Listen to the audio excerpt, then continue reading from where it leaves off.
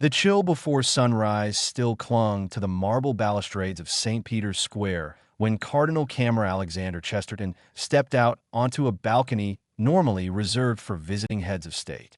He carried a thermal mug of espresso the size of a baptismal font, because great dramas often hinge on small acts of caffeine.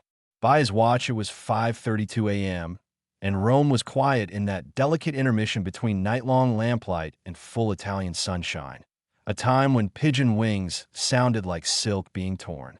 The cardinal half expected the square's cobblestones to flicker with neon graphs or trending hashtags, for he was living through a week in which a single sentence spoken in Austin, Texas, seemed capable of tilting the planet's news cycle on its axis. That sentence, "Religion is legacy software patched onto obsolete hardware," had burst from Elon Musk's tongue 48 hours earlier, and already the world had divided itself into analytic camps. Some called it bold truth, others sacrilege, still others a brilliant marketing gimmick for the neural thread X chipset demonstration that followed. Yet the most surprising development so far was what had not happened. The Vatican, historically unafraid of rhetorical counterbattery, had gone silent. Papal silence, the cardinal mused, was rarely aimless. It was the hush before a conductor's baton fell.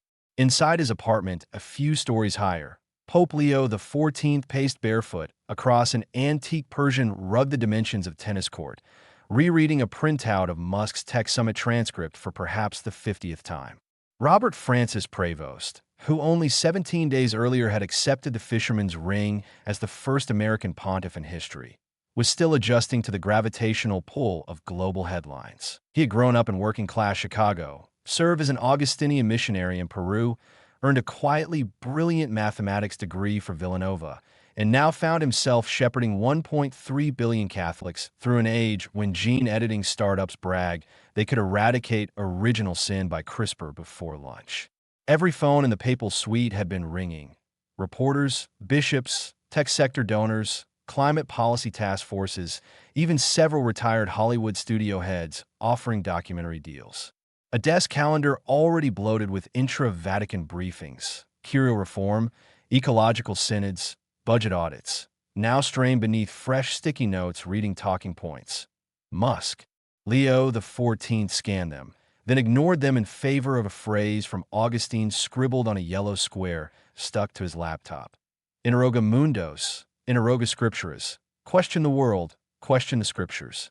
The church, he reminded himself, had survived barbarian invasions, the printing press, heliocentrism, radio, television, and the internet. An irreverent sound bite was unlikely to bring it crumbling. The Pope was not alone in reflection.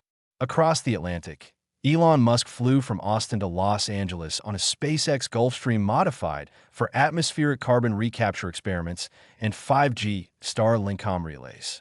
He told a flight attendant he needed 30 minutes of absolute silence and proceeded to do something he seldom allowed in public. He reread his own transcript and wondered if the line had been too flippant. Musk's entire adult life had been a duet with audacity, yet even he felt faint tremors of miscalculation when the Vatican refused its cue. Provocation, after all, loses voltage when the target refuses to ground it. On cable news, pundits surged into the vacuum. Father Matteo Fabri, an Italian Jesuit physicist famous for live tweeting lunar eclipses, told CNN that legacy software might be a useful metaphor if one understood the church as an evolving open-source project. Father Janet Navarro, a Ugandan theologian specializing in Afro-futurist liturgy, argued on the BBC that the real issue was not software, but firmware, anthropology itself. Conservative American commentator Bryce Delaney scolded the Vatican for collaborating in its own humiliation with this absurd silence. On TikTok, a red-haired philosophy major gained 2 million followers in a single night by posting 20-second videos titled Plot Twist. The Pope's already in the metaverse. The digital tempest only intensified when rumors leaked through an Italian Foreign Service aide. Leo XIV was scheduling confidential video conferences with secular experts, not drafting condemnations. Conspiracy forums went berserk. Did the Pope plan to baptize a robot? Was this the first step toward a Vatican-sponsored blockchain? At lunch counters from Brooklyn to Bangalore, taxi drivers debated whether Musk and the Pope would eventually co-host a TED Talk entitled Heaven, Hyperloops, and Human Hope. Inside the Pontifical Academy for Life, a limestone building a short walk from Castel San Angelo, Professor Elena Vasquez concluded her 90-minute encrypted call with Leo XIV by emailing him a reading list. Papers on quantum machine learning, Gödel's incompleteness theorem as a cautionary lens for AI consciousness, and a recent Nature article positing that empathy algorithms might become the core safeguard of next-gen humanoid robotics. Your Holiness, she wrote, if we are to answer claims that faith is obsolete software, we must first map the entire tech stack of what we call human meaning. Dr. James Chun of the Vatican Observatory simultaneously prepared a dossier for the Pope that included 4K images of interstellar molecular clouds, historical notes on Cardinal Nicholas of Cusa's 15th century speculation about plural worlds, and draft theological reflections on the anthropic principle. He closed with a quotation from Psalm 19. The heavens proclaim the glory of God. The skies display his craftsmanship. Perhaps, Chen annotated, our response is not counterattack, but counter-wonder. While Vatican experts assembled their intellectual armory, Elon Musk fielded calls from investors anxious about headline volatility. Would Catholics boycott Tesla? Would Starlink ground stations in South America face regulatory delays? Musk deflected. He had weathered worse storms, from SEC lawsuits to exploding rockets. Yet the absence of a papal backlash unsettled him in a way no shareholder revolt could. It hinted at depth, and deep water invites reflection. On the third morning of silence, Vatican couriers in dark suits delivered a slender diplomatic pouch to the Swiss Guard's Santa Ana gate. Stamped Spedizione Segreta, it traveled under escort to Fiumicino Airport, crossed the Atlantic in the cockpit of an Alitalia flight, and arrived at Los Angeles International in a black Tesla Model X with diplomatic plates. A SpaceX intern logged the crate at Hawthorne HQ under incoming parcel, planetary diplomacy. When Musk sliced open the calfskin wrapping, he found the compiled astrophysical research papers, but also something even rarer in the boardrooms he inhabited, an invitation expressed through generosity rather than challenge. The enclosed letter contained a single handwritten paragraph. We both seek truth beyond current horizons. Through dialogue, we might map constellations yet unnamed. Should you wish, my door is open. Leo XIV. Musk carried the book to an empty conference room decorated with mock-ups of the starship's next heat shield tiling. He sat alone, turning pages of dense formulae, margin notes in Latin and English, and realized the Pope had just reversed the burden of proof. Musk had harnessed snark to lure controversy. Leo XIV answered with scholarship, forcing the entrepreneur to choose: escalate on the field of intellect or risk appearing petty. Within hours, Musk signaled acceptance. He tweeted a single emoji, a leather-bound book with a rocket ascending from its pages, followed by curious conversation incoming. His 300 million followers erupted. Hashtag Pope Musk trended in 43 countries, confusing algorithmic content filters unaccustomed to merging religion, aerospace, and meme stock talk. Journalists parachuted into Rome hunting scoops. They discovered Leo XIV's backstory, a child of Mexican immigrants raised in Chicago's Pilsen neighborhood, a seminary student who cleaned hospital floors at night, a bishop who celebrated field mass under mosquito nets in Amazon mining towns, a mathematician who published under a pseudonym in topology journals, a cleric who skateboarded with local teenagers in Peru to earn trust before launching literacy programs. Such biographical details played well on streaming news cheerins, where complexity is rare currency. Meanwhile, Vatican press director Sister Miriam Holtz, herself a former Silicon Valley UX designer turned Benedictine, struggled to frame the narrative. She organized an impromptu briefing in the Sala Stampa, telling reporters, "No, the Holy Father does not intend to start cryptocurrency. Yes, he respects Mr. Musk's innovative spirit. No, a papal trip to Mars is not on the agenda, though you never know." Paparazzi snapped her mild smile. Social media commentators called her hashtag none of tech. As tensions simmered, the Sunday Angelus approached. Cameras from every major network pointed at the window above the piazza. Producers readied split-screen graphics featuring Musk's Tech Summit quip opposite the anticipated Vatican rebuttal. Yet when Leo XIV appeared, he delivered an 8-minute reflection on Psalm 8, microchips, and the poetry of astrophysicist Jocelyn Bell Burnell. He remarked that human intellect is wired for wonder, that faith and reason are not rival armies, but the twin hemispheres of consciousness, and that the human spirit that carved flying buttresses now carves flight trajectories to orbit. Both seek altitude. It was not the fireworks cable hosts had pre-scripted. They scrambled to paraphrase nuance, which bleeds ratings, but the clip went viral anyway because it violated clickbait expectations. Musk responded within 20 minutes, tweeting, "The Pope talks quantum ethics while I expected incense." Refreshing curveball. The tweet surpassed 2 million likes by midnight, drawing curiosity clicks from audiences normally apathetic to ecclesiastical speeches. The global echo chamber shifted, away from rhetoric of feud toward a storyline of possible alliance. The Washington Post headlined, "Can the Rocket Man and the Pontiff rewrite the faith tech script?" The Guardian opted for Elon Musk receives papal peace package.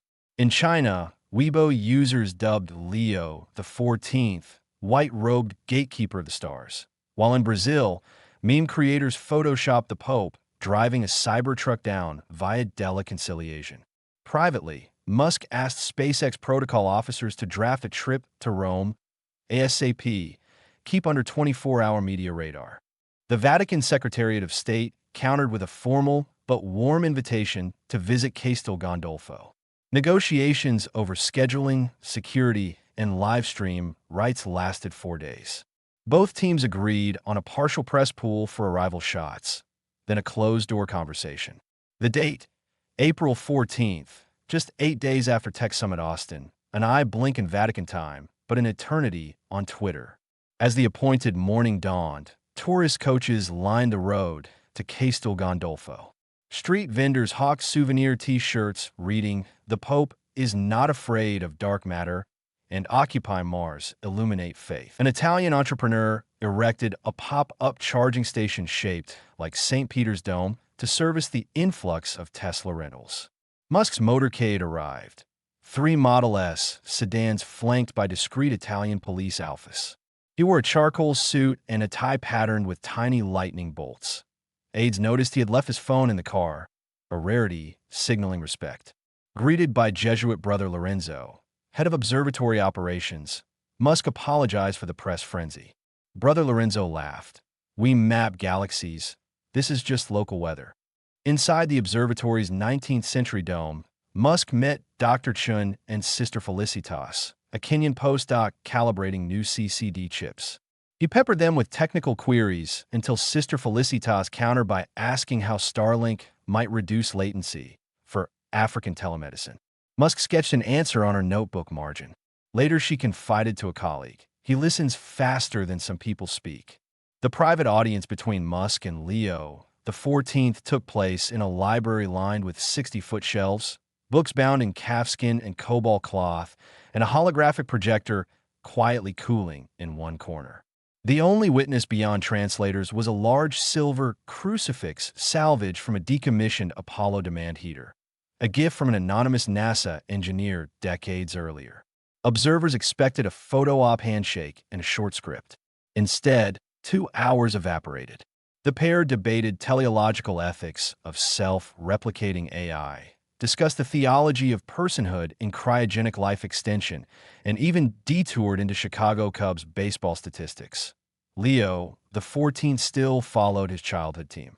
Translators struggled to keep pace as Latin, English, science, and scripture braided into a conversation neither side wanted to end. When they finally emerged, both men looked energized. The scheduled press statement was replaced by an impromptu stroll across Castel Gandolfo's courtyard, where Musk stopped to examine a bronze statue of Nicholas Copernicus. "He moved Earth from the center," the Pope noted. "Sometimes the hardest leap forward is accepting we're not the main character." Musk replied, and sometimes it takes a telescope to show us our blind spots. As they spoke, a photographer caught them laughing at Brother Lorenzo's pun. Jesuit. We put the J in JSON. That candid image went nuclear online. CNBC anchor Rachel Kwan commented live. Folks, this is the most wholesome culture crossover since peanut butter met chocolate. But not everyone applauded. Cardinal Aurelio Santini, leader of the college's conservative wing, fired off a memorandum to all bishops arguing that Musk's sensational flair could dilute doctrinal gravity. The church is not an influencer collective, he wrote. Meanwhile, progressive theologian Dr. Linda Mayfield worried in America magazine that the Vatican might ignore tech's exploitative labor issues in its eagerness for dialogue. Leo XIV addressed both critiques in a midweek homily. Dialogue does not equal endorsement, yet absence of dialogue guarantees distortion. We stand at a threshold where algorithms can either amplify human dignity or calculate its cost-benefit. Silence would be pastoral malpractice. The world gasped when Musk announced Lucius, the Lumen Universal Catholic Interstellar Observation Satellite, co-developed by SpaceX and the Vatican Observatory to hunt for potentially habitable exoplanets. Analysts initially dismissed it as PR vaporware until procurement documents surfaced showing serious investment. Musk tweeted, "Science and faith are asking the same question from opposite angles. Are we alone?" Skeptics argued that space telescopes already existed, but astroengineers noted the Lucius platform would integrate a novel wide-field interferometry array, potentially leapfrogging current detection methods by a decade. Student applications to Catholic universities' physics programs spiked 23% after the announcement. University of Notre Dame had to add an extra page to its admissions portal titled Frequently Asked Questions About Space Telescopes and Theology Majors. On Discord channels frequented by secular coders, a new emoji set appeared. A rocket, a halo, and the Latin letters AMD ad Majorum Dei Gloriam. 3 weeks post-Castel Gandolfo, the Pontifical Academy of Sciences convened for its annual plenary. This year's theme had been scheduled as microplastic pollution, but the agenda now ballooned to include AI existential risk, asteroid deflection ethics, and cosmic scale stewardship. Leo XIV opened the conference with a keynote delivered in softly accented English, peppered with Peruvian Spanish idioms. The Church does not fear circuits or accelerators, he proclaimed. We fear the divorce of technology from moral imagination. His words drew a standing ovation from particle physicists and philosophers alike. In Singapore, Musk took the stage at Future Tech Asia. An interviewer pressed him, "You still think religion is outdated software?" Musk chuckled, regarding Leo XIV's litère bonne surprise. "Let's say I've discovered some legacy code runs on quantum hardware better than expected." The audience howled. Financial analysts sidestepped doctrinal nuance and focused instead on market signals. Tesla's share price edged up 2% that afternoon. Back in Rome, the Secretary of State fielded calls from governments curious about potential Vatican-backed AI ethics accords. Brazil proposed a joint encyclical on Amazon rainforest satellite monitoring. The European Union floated the idea of a digital Magna Carta with papal co-signature. Even the Chinese Academy of Sciences cautiously suggested a symposium on Confucian and Thomistic perspectives on machine sentience. Simultaneously, internal Vatican reforms accelerated. Sister Miriam Holtz launched an open-source project named Agatha, Algorithmic Guardian Against Technocratic Harmful Artifacts, to audit church software for latent biases, from school enrollment algorithms to charity distribution logistics. She recruited volunteers from HackerOne and MIT's Media Lab and invited Musk companies to share vulnerability disclosures. Within weeks, Tesla's DevOps team submitted a pull request optimizing Agatha's differential privacy module. Not everyone was enthused.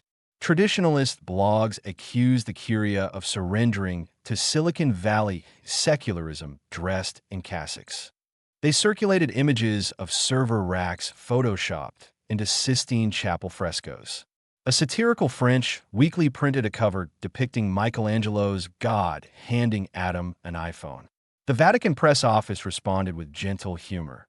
If God can paint with light, perhaps he also writes APIs. In Hawthorne, California, Musk convened a closed-door summit with Tesla's senior engineers and ethicists.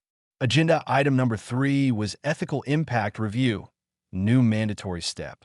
Some veterans rolled their eyes, but Musk insisted. Vulnerabilities in autonomous driving software could cost lives. Data colonialism in developing nation solar microgrids could replicate old imperial patterns. He referenced Leo the 14th indirectly. We need to build for impact measured beyond quarterly earnings. One engineer later posted anonymously on Reddit. Dude quoted Augustine in a product review. Wild. Quiet nights returned to the Apostolic Palace, but the correspondence did not. Every week, a courier left a sealed envelope at the Santa Ana gate. Swiss guards logged it as Plicum Musk. Letters contained sketches of vacuum bell jars and footnotes to Thomas Aquinas. Sometimes the Pope responded in English, other times in mathematical proofs sprinkled with scriptural allegory. Musk's replies arrived aboard Falcon 9 resupply flights to the International Space Station, then downlinked to Vatican servers through secure channels. Satellite operators joked that spacefaring theological debate now traveled at 27,000 kilometers per hour.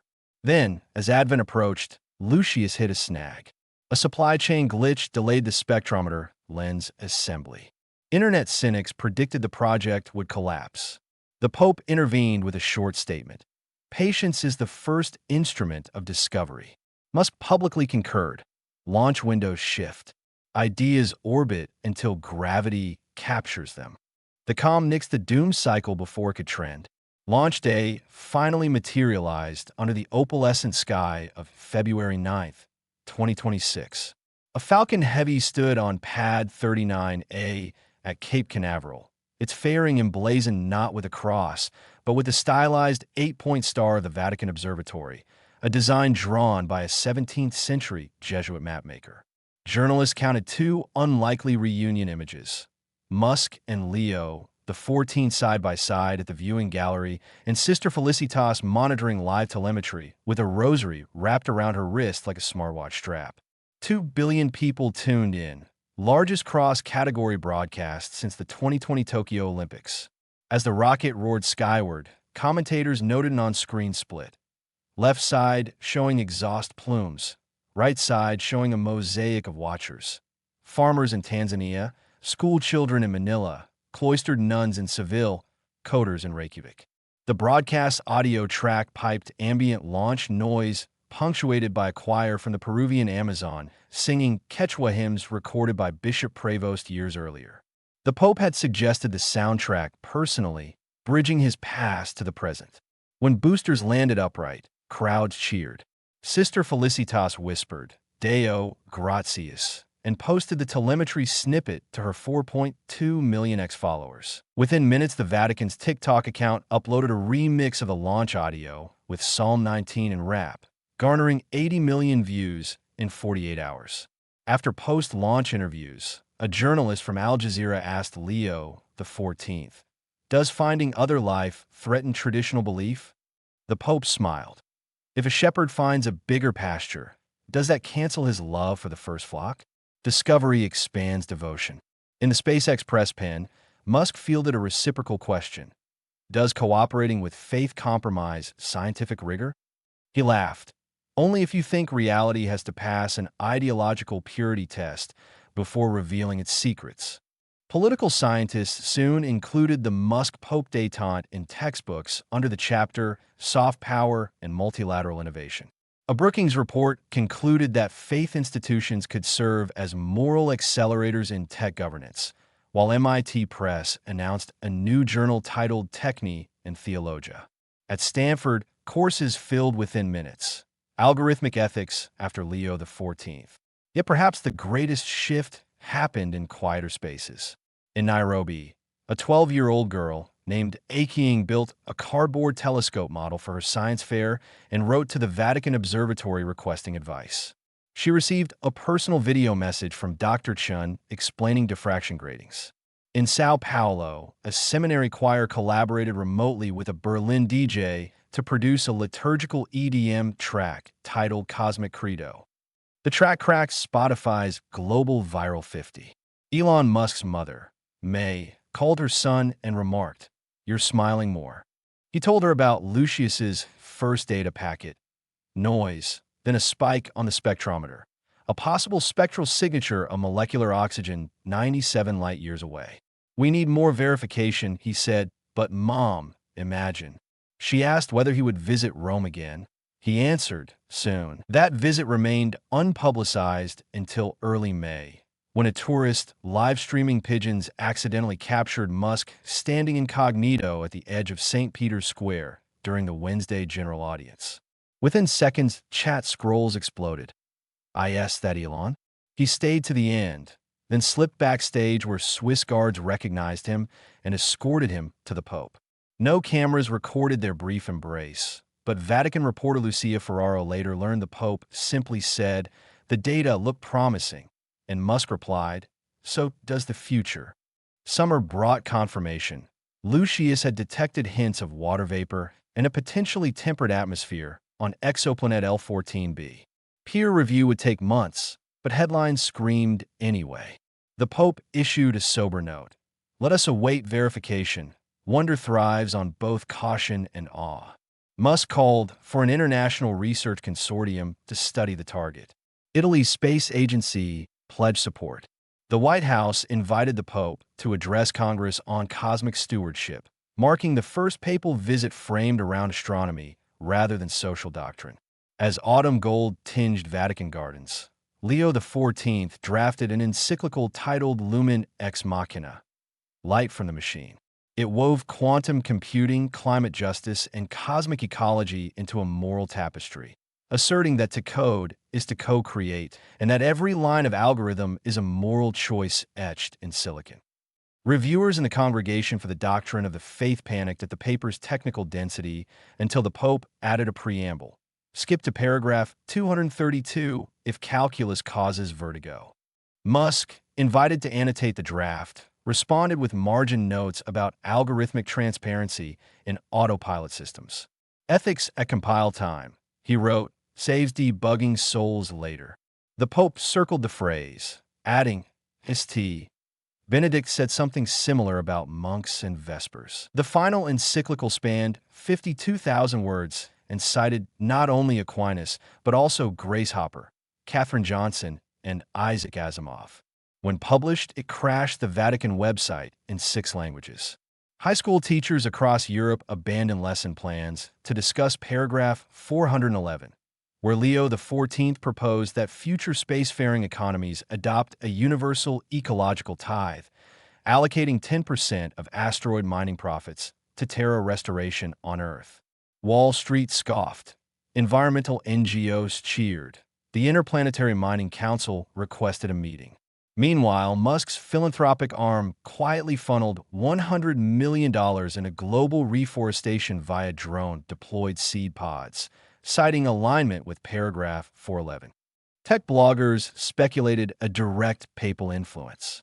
Musk neither confirmed nor denied, tweeting only a tree emoji and the phrase, "seeds words." On December 31st, 2026, the Vatican hosted an unprecedented New Year's Eve event. A holographic concert in which a live orchestra played in Rome while holograms of them appeared simultaneously in Los Angeles, Lagos, and Kyoto through Starlink bandwidth. Between symphonic movements, the Pope offered meditations on time dilation, drawing parallels between Gregorian calendar reform and relativistic physics. Viewers dubbed it Times Squared Massachusetts. After midnight, as fireworks faded and revelers drifted home, Leo XIV walked the quiet corridors of the Apostolic Palace. He paused at an open window overlooking Rome's rooftops, now spangled with drone-delivered lanterns sold by enterprising teenagers. In the sky beyond, satellites, some of them Musk's, traced faint arcs. 2 millennia earlier, shepherds had watched similar skies, if with simpler instruments. The Pope whispered a prayer equal parts gratitude and petition, that humanity's expanding reach never outrun its conscience. Half a world away, in Boca Chica, Musk donned a hard hat and inspected Starship H-04's fuel tanks in the pre-dawn gloom. The coast wind carried salt and the smell of welding. He pulled out his phone and tapped a message to an encrypted contact, heading to 15-kilometer static fire test. Keep me in your prayers. Minutes later, a reply arrived. Assent and return alike are in God's mathematics. Musk smiled, slid the phone away, and stared up at the leviathan of stainless steel towering against the violet sky. Thus, from a single provocative quip to an orbiting space telescope, through memes, memos, cautionary letters, and a mutual taste for audacious questions, two unlikely collaborators had carved a tunnel beneath the wall many assumed divided faith and frontier science. They had not resolved every tension, nor erased centuries of skepticism, but they proved that curiosity, when joined to humility, can turn even an ancient basilica and a lunar calcined launch pad into neighboring stations on the same pilgrimage. If the story ends anywhere, it may be in the small moments. A Peruvian child glued to a borrowed tablet watching Lucius telemetry, a Tesla autopilot engineer rewriting a subroutine after reading Lumen Ex Machina, a cloistered nun discovering she loves debugging Python code, Elon Musk pausing before a crucifix recovered from a spaceship part, Pope Leo XIV surfing late-night subreddits on orbital mechanics. But stories like orbits rarely end. They loop, slingshot, gather velocity. Somewhere beyond the noise of trending feeds and doctrinal footnotes, the cosmos waits, vast, silent, studded with possibilities, and humanity, Rocket Man and Pontiff alike, keeps asking the only question that ever mattered. What lies out there, and who will we become when we meet it?